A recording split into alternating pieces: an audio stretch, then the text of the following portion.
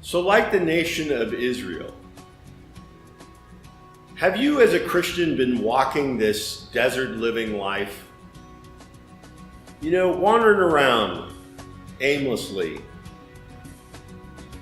going from one place to another, really not receiving, intuitively you know you're not receiving the victory that God has for you.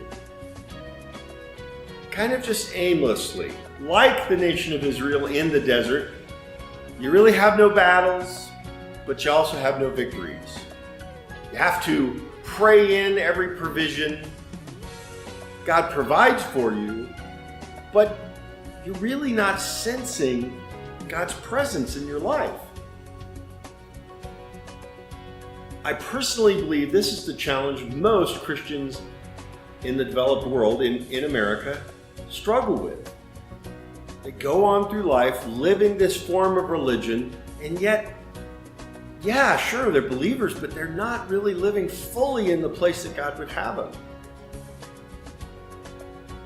The confidence of the promised land, the confidence of knowing God goes before me in every step that I take, the confidence that knows that no matter where I go, He will provide.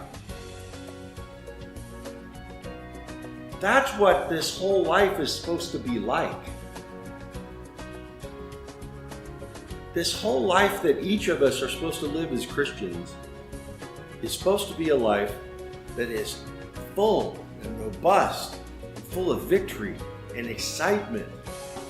Not perfect, not challenge. It is challenging, there's no doubt, but it's supposed to be a life that is filled with, filled with promise.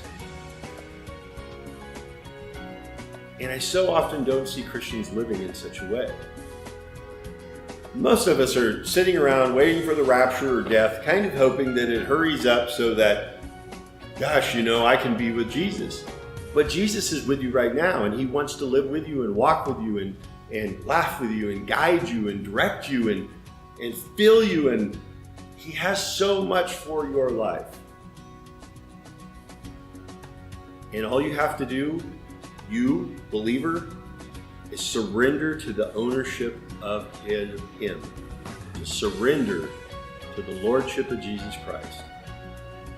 And when you do, when you recognize this whole life is His, He will take it and He will make it far and exceeding beyond all of your imagination.